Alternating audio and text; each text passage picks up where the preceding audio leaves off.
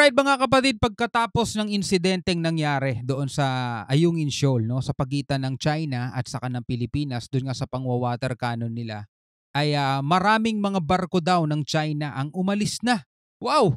Dito sa Ayungin Shoal mga kapatid, hindi to peke, no mga kapatid. Ito'y mula sa Net 25, yan, no, sa Mata ng Agila. Matang Agila, yan, no. Sabi rito sa title, yan, no, malinaw naman nakalagay, oh.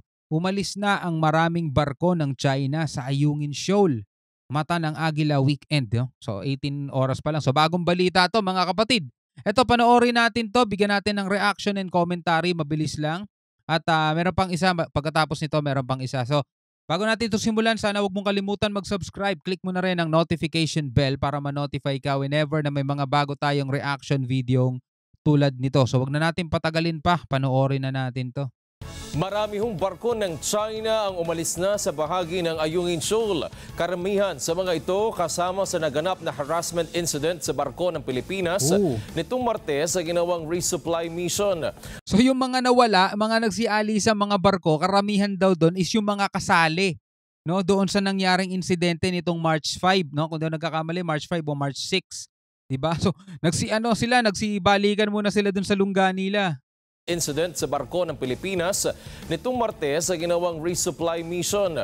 Ayon kay Western Command Commander Vice Admiral Alberto Carlos, isang barko ng China Coast Guard at 2 militia ships na lamang ang natitira. At isa sa mga ito ang bumangga sa isa sa mga barko ng Philippine Coast Guard. Paglilinaw naman ng opisyal, hindi kasama sa pag-atake noong Martes ang 26 na mga barko na malapit sa teritoryo.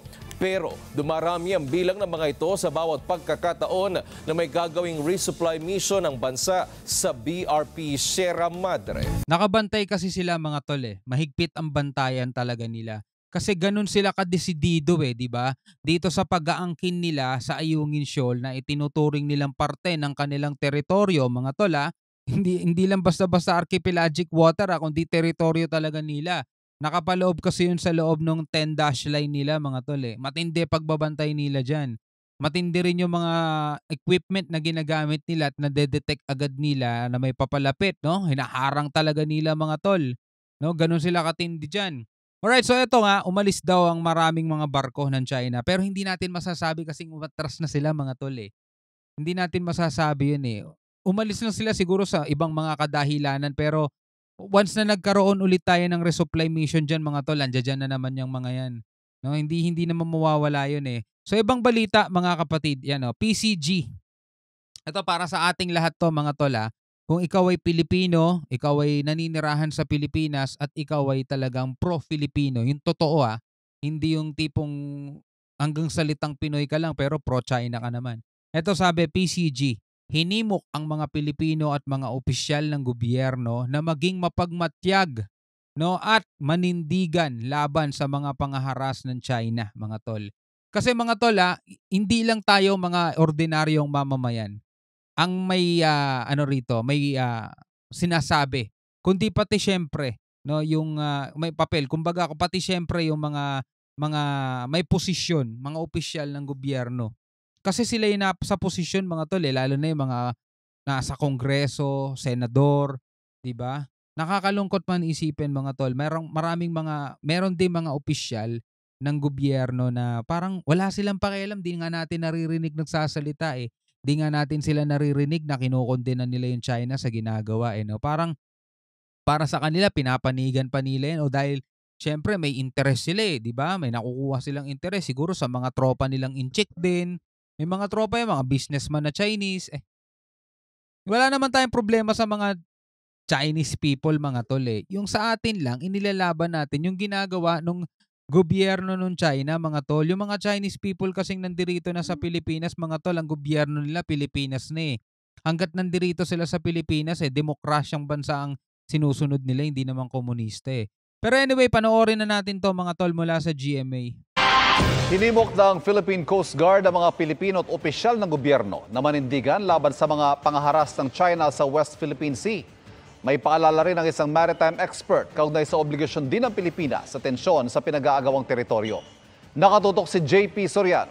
Bago natin tuloy ito mga tol, bilang isang Pilipino, hindi mo kailangan lumaban sa gera. Hindi mo kailangan makipagbakbakan doon para lang masabing ipinagtatanggol mo yung bansa mo.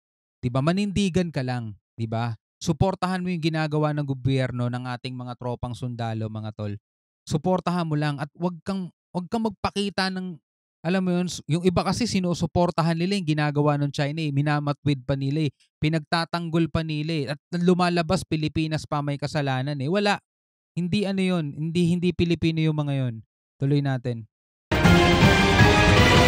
Kasunod ng bagong pambobomba ng tubig, Ayun oh. paggitgit,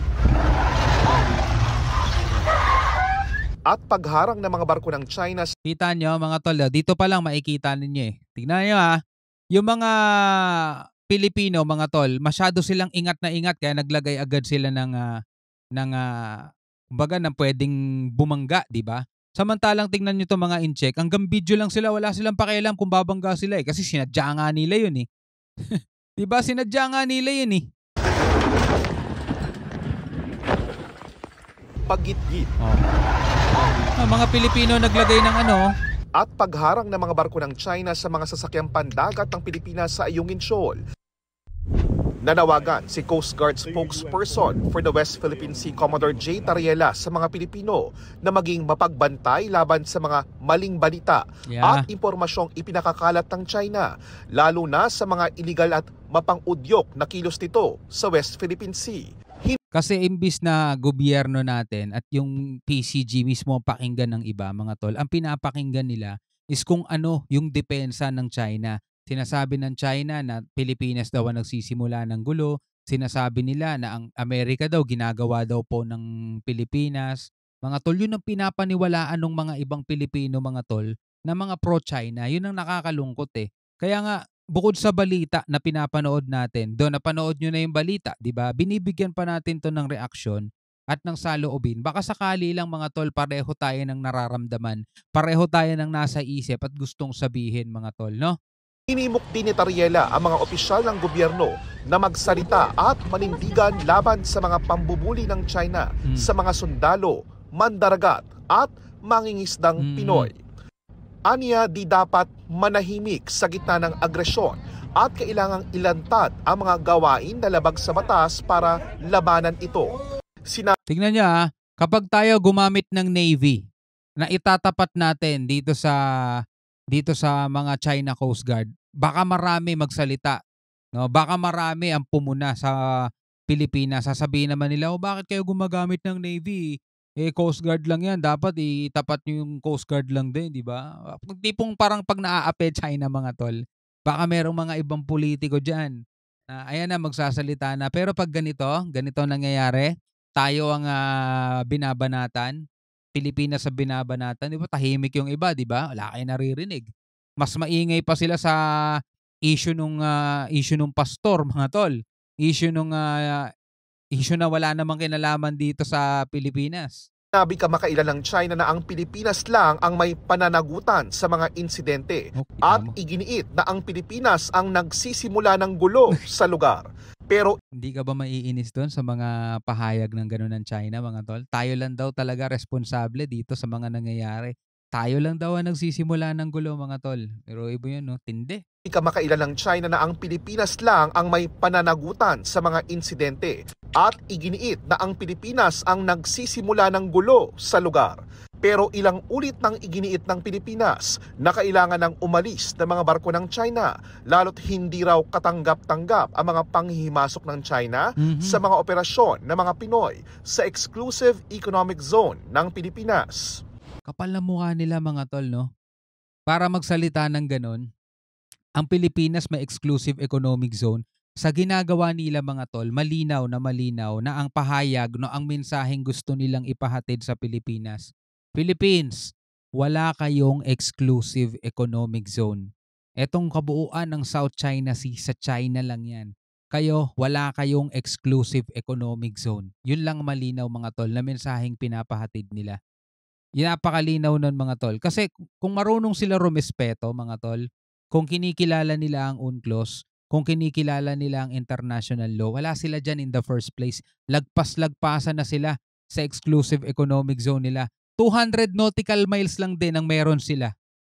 may nasira mang barko at nasaktang Pilipino sa mga misyon, hindi pa rin dapat na agad magpasaklolo ang Pilipinas sa Amerika para sa Mutual Defense Treaty o MDT, ayon sa maritime expert na si Professor J. Batong Bakal. Aniya, aktibo naman ang MDT, hindi lang sa armed conflict, kundi pati sa mga operasyon. May obligasyon din ang Pilipinas na huwag palalain ang tensyon. Kaya po ninenervyos lagi ang mga China dun sa West Philippine Sea pag may nakikita silang American na aircraft o kaya Navy vessel, dahil alam nila na pwedeng tawagan yon ng mga Filipino forces kung sakaling kailangan. Mayroon din po tayong obligation and responsibility ng pag-control ng situation para hindi nga mag-escalate. Mainam din daw na umiiral ngayon ang Comprehensive Archipelagic Defense Concept na naunang sinabi ni Defense Secretary Gilbert Teodoro. Ito raw ay pagpapalakas ng kakayahan nating ipagtanggol ang ating exclusive economic zone para matiyak na tayo lang ang makikinabang sa mga likas na yamang nasa teritoryo natin. Para sa GMA. Diba? Tapos ngayon nabalitaan natin mga tol, kung naaalala ninyo, binigyan natin ng reaction video kahapon sa Wayon na ang China naghahanda mga tol. Mukhang makikipagsagupaan sila sa India at saka sa US. No? Ay nako, dito sila magkakasubukan mga tol. Well anyway, bilang isang Pilipino mga tol, ano ang masasabi mo dito sa video at balita na panood natin? Pwede ka magbigay ng komento at saloobin mo sa comment section sa ibaba. Alright, hanggang sa muli, ako nga pala si Shobal D. Peace out.